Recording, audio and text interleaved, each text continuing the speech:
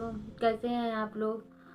आशा करती हूँ सब लोग अच्छे होंगे, स्वस्थ होंगे, मस्त होंगे। अपना अपना केयर कीजिए क्योंकि कोरोना फिर से वापस आ गया है और मैं चाहती हूँ कि आप लोग स्वस्थ रहो, मस्त रहो, अच्छे रहो और मेरे साथ ऐसे जुड़े रहो और मेरा भी ध्यान दो और मैं आप लोगों का भी ध्यान दूँ, तभी हम लोग बढ़िया चलेंगे, खुशी खुशी अच्छे आगे से बढ़ेंगे।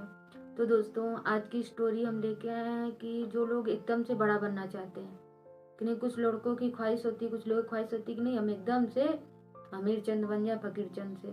तो बस उनके लिए स्टोरी है कि इंसान को कैसे धीरे धीरे कदम रखना चाहिए। और जो लोग थोड़ा ईर्ष्यालु प्रकृति के होते हैं, जो एक दूसरे से ईर्ष्या करते हैं, उनके लिए भी ज्ञान है कि जो ईर्ष्या करते हैं तो वो कभी आगे बढ़ते नहीं हैं, अगर बढ़े तो गिरेंगे जरूर। तो प्लीज़ इस स्टोरी को ध्यान से बस 2-4-10 मिनट देखना, आप बिल्कुल क्लियर हो जाएगा। बहुत ही अच्छी स्टोरी है, प्लीज़ एक बार ध्यान से सुनना। मेरे साथ आप थोड़ी देर ऐसे ही बने रहिए।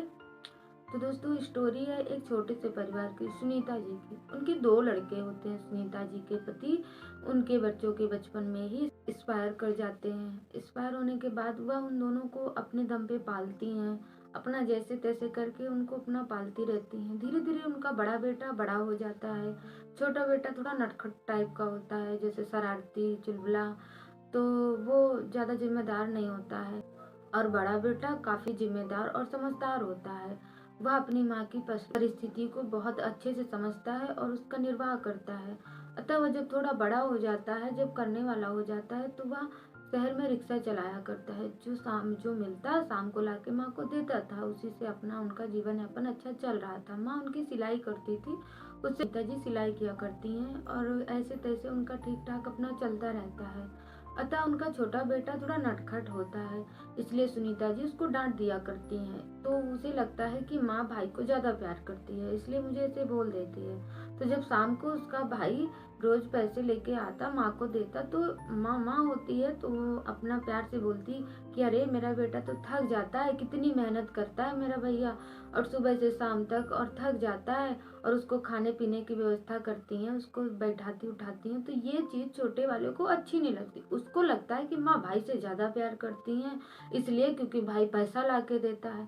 जबकि ऐसा नहीं था, वह दोनों से प्यार करती थी, लेकिन बस वो शरारती था, इसलिए उसको वो जिम्मेदाराना नहीं था, इसलिए उसको वो डांट दिया करती थी। अतः वह उसे समझ में नहीं आ रहा था। उसे लग रहा था कि नहीं, भाई को मैं ज्यादा प्यार करती हूँ। उसको भाई के प्रति थोड़ी ईर्ष्या होने लगी। अब उसके दिमाग में क्या आया कि क्यों ना मैं कुछ ऐसा करूं कि मैं इनसे बड़ा आदमी बन जाऊं और खूब सारा पैसा कमा के लाऊं और माँ को दूं, तो माँ मुझे ज्यादा प्यार करेंगी। अतः वह बोलता है एक दिन, माँ मैं भी रिक्शा चलाया करूंगा। तो सुनीता जी बोलती हैं, बहुत अच्छी बात है, तुमने सोचा तो जाया करो भाई के साथ, अपना रिक्शा चलाया करो, तुमको भी भाई रिक्शा दिला देगा। अतः वह भाई उसको एक रिक्शा लेके देता है और वह लेके जाता है। अब वो लेके तो जाते हैं महाराज, लेकिन जब वो भाई शाम को आते हैं, जो मिलता है माँ को देते हैं।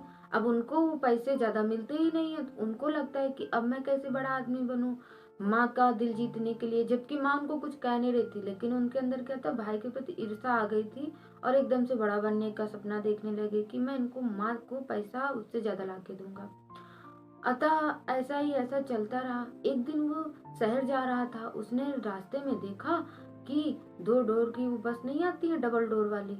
उसने देखा कि अरे ये बस तो डबल डोर की है और ऐसे ही अगर मेरा रिक्शा हो जाए तो मैं भी ज्यादा पैसे कमाऊंगा और फिर मुझे पैसे ज्यादा मिलेंगे तो मैं माँ को ले जाके दूंगा, तो माँ मुझे ज्यादा प्यार करेगी।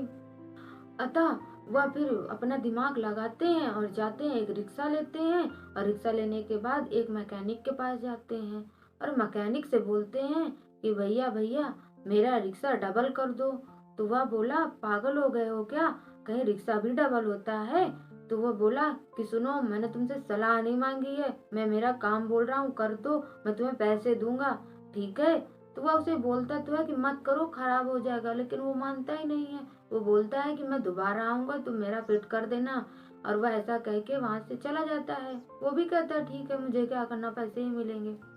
वह 2-3 दिन बाद वापस जाता है, रिक्शा उनको डबल होके मिल जाता है।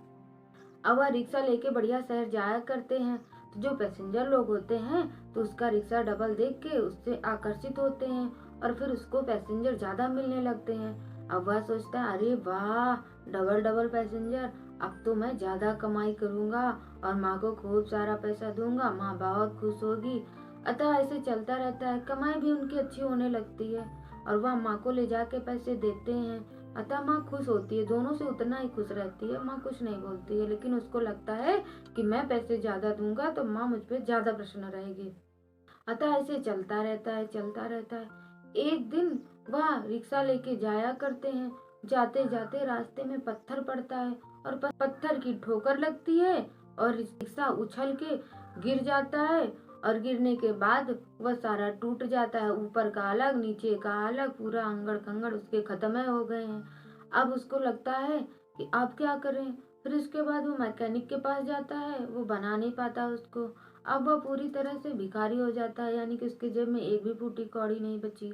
अब वह फिर एक दिन शांति से बैठे मनन करता रहता है और फिर सोचता है कि काश कि मैंने रिक्शे को डबल न कराया होता, काश मैं सिंगल ही चलाता रहता तो शायद आज मैं इस जगह ना होता।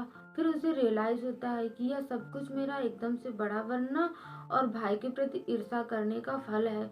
अतः दोस्तों, वो सोचा कि मुझे ईर्ष्या नहीं करनी थी, माँ तो प्यारी करती थी मुझे भी और भाई को भी, मेरे स्वभाव की वजह से तो मुझे बोला करती थी। फिर उसे रियलाइज होता है, लेकिन तब जब उसका सब बर्बाद हो जाता है।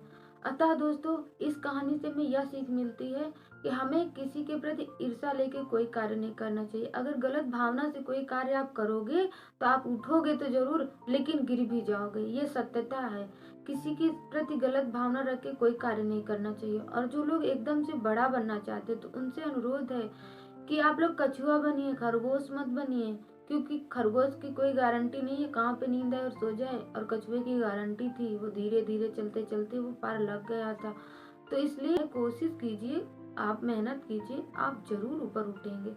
लेकिन एकदम से उठने के बारे में शॉर्टकट मत अपनाइए, शॉर्टकट में हर कोई सफल नहीं होता है। दोस्तों, कोई भी कार्य कीजिए लेकिन किसी के प्रति गलत भावना लेके ना कीजिए, और एकदम से उठने के लिए सोचने से पहले उसको सही से जानकारी कर लीजिए। बड़ा हर कोई होना चाहता है, लेकिन एक सही तरीके और सही ढंग से। अगर आप शॉर्टकट अपना रहे हैं तो पहले उसको सही से जान समझ लीजिए, क्योंकि जरूरी नहीं कि फिर आप सफल ही हो जाओ। और मैं यही कहूंगी कि उसको कोशिश कीजिए कि अच्छे से अच्छा बेहतर करने की कोशिश कीजिए और अपने पैरों पे भरोसा कीजिए, मेहनत के दम पे ऊपर उठिए, अपनी ताकत और अपनी लगन के दम पे। एकदम से शॉर्टकट अपना के ऊपर उठना समझदारी नहीं होती है, कब आप गिर जाओ कोई गारंटी नहीं होती है। एकदम से उठने वाला इंसान कहीं ना कहीं गिर ही जाता है। और मैं तो यही मानूंगी कि आपको मेहनत करनी चाहिए और मेहनत के दम पे ही हर इंसान ऊपर उठ सकता है। शॉर्टकट वाले को कोई भरोसा नहीं है कब गिरे और कब उठे। तो मैं तो ये चाहूंगी कि आप लोग मेहनत कीजिए और जो काम कीजिए सोच समझ के कीजिए, और किसी के प्रति गलत भावना न रखिए, अच्छे से अच्छा सोचिए, अच्छे से अच्छा कीजिए। अतः दोस्तों, मेरी ये स्टोरी अच्छी लगी हो तो प्लीज़ मेरे चैनल को लाइक एंड सब्सक्राइब देना और कैसी है ज़रूर बताना। दोस्तों, मैं रुचि आज की इस स्टोरी के साथ यहीं से आप लोगों से विदा लेती हूँ। फिर लेके आऊँगी एक नई स्टोरी जिसमें आपको अच्छा ज्ञान और अच्छा समाधान मिले। तब तक के लिए जय माता दी दोस्तों।